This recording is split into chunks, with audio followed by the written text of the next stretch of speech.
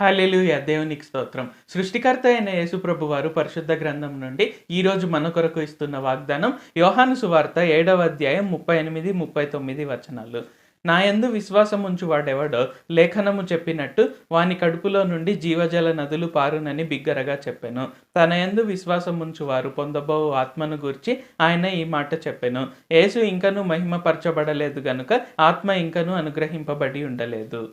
So, ఈరోజు వాగ్దానం గనుక చూసుకున్నట్లయితే ఎవరెవరైతే యేసుప్రభు వారి యందు విశ్వాసం ఉంచుతారో వారి కడుపులో నుండి జీవజల నదులు పారునని ఆయన బిగ్గరగా చెప్పారు. సో, అక్కడ ఇంకొక వచనం కూడా 39వ వచనంలో కూడా చూసుకున్నట్లయితే ఈ వాక్యం యాక్చువల్‌గా ఆయన ఆత్మ గురించి తెలియజేయబడిందనమాట. అంటే ఎవరెవరైతే యేసుప్రభు వారిని నమ్ముతారో వారికి అందరికీ కూడా పరిశుద్ధాత్మ అనుగ్రహింపబడుతుంది. అండ్ మనకు ఇప్పుడు ఈ కాలంలో పరిశుద్ధాత్మ అనేది ఆయన ఖచ్చితంగా అనుగ్రహిస్తారు. సో, ఈ వాక్యం అనేది సిలువకు ముందు, సో సిలువ తర్వాత యేసుప్రభు వారు మనందరి కొరకై సిలువ పైన మరణించి ఆయన 3వ రోజున మృత్యుంజయుడై తిరిగి లేచిన తర్వాత ఆయనను నమ్మిన ప్రతి ఒక్కరికి పరిశుద్ధాత్మ అనుగ్రహింపబడుతుంది.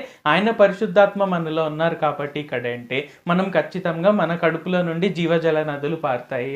నేను ఏదైనా సీజన్లో డ్రై అయిపోతానేమో, ఫర్ ఎగ్జాంపుల్ బిజినెస్ కనుక చూసుకున్నట్లయితే కొంతమందికి కొన్ని సీజన్స్లో బిజినెస్ అనేది అంతగా వారికి ఉపయోగం ఉండదన్నమాట. వారికి అంతగా ప్రాఫిట్స్ రాకపోవడము, వారికి అంతగా డబ్బులు రాకపోవడము అలాంటివి అనేది జరుగుతుంటాయి. సో, అలాంటివి ఏవి జరగకుండా ఆయన ఖచ్చితంగా చూసుకుంటారు. And at the same time మనలో కొంతమంది వారి వయసును చూసుకొని, ఎస్పెషల్లీ కొంచెం ఎక్కువ వయసు గలవారు, 60 కావచ్చు, 70 కావచ్చు, అలాగా వయసు దాటిన వారు 60-70 ఏండ్లు దాటిన వారు ఏమనుకుంటారు, నా జీవితంలో నేను కొత్తగా సాధించేదేముంది, నేను చూడాల్సిందంతా చూసేశాను, చేయాలనుకున్నవి కొన్ని చేశాను, నేను కొన్ని చేయలేకపోయాను, ఇంకా నేను కొత్తగా చేసేదేముంది అని వారు అనుకుంటూ ఉంటారు. సో, యేసుప్రభు వారు ఏం చెప్తున్నారంటే ఎవరెవరైతే నా పైన విశ్వాసం ఉంచుతారో వారి కడుపులో నుండి జీవజల నదులు పారుతాయి. ప్రతిరోజు కూడా, సో మన వయసుతో సంబంధం లేకుండా మనం చిన్నవారమైనా పెద్దవారమైనా ప్రతిరోజు కూడా మనం యేసుప్రభు వారి నుండి కొత్త విషయాలు తెలుసుకొని మనం కొత్త కార్యాలు అనేది జరిగించవచ్చు. కాబట్టి మనం అందరం కూడా ఈరోజు 2 విషయాలు గుర్తుంచుకోవాల్సింది మనం ఎప్పుడు కూడా ఎండిపోము. ఇంకేముంది ఇంతేలే అని మనం అనుకోవాల్సిన పని లేదు. మనకి ఈ సీజన్ డ్రైగా ఉంది, సో నేను ఈ రోజు బాగుంటాను, రేపు బాగుంటాను, మళ్ళీ ఎల్లుండి బాగుంటాను. సో ఇలాంటివి ఏవీ లేకుండా మనం ప్రతిరోజు కూడా మన కడుపులో నుండి జీవజల నదులు పారుతూనే ఉంటాయి. మనం ఎప్పుడు కూడా ప్రతిరోజు అభివృద్ధి చెందుతూనే ఉంటాము. రెండవది మన వయసును మనం చూసుకొని, లేకుంటే మన పరిస్థితిని చూసుకొని ఇంకా నేను కొత్తగా గొప్పగా సాధించేదేముంది అని మనం ఫీల్ అవ్వాల్సిన పని లేదు. మనం 100% యేసుప్రభు వారి నుండి కొత్త విషయాలు తెలుసుకొని మనం కొత్త కార్యాలు, గొప్ప కార్యాలు జరిగించవచ్చు. ప్రార్థించుకుందాం.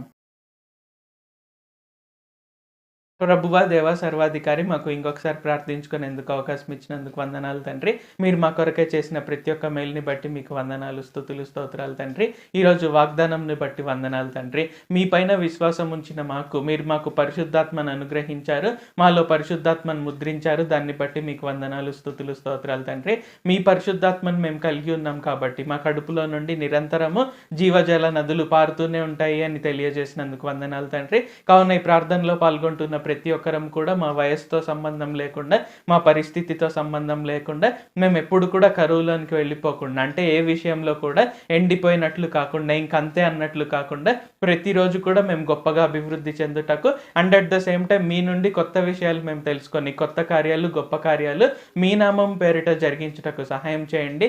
నజరేయుడైన సర్వశక్తి గల యేసుక్రీస్తు నామంలో ప్రార్థిస్తున్నాం తండ్రి. ఆమేన్. Thank you Jesus. దేవుడు మిమ్మల్ని ఆశీర్వదించును గాక.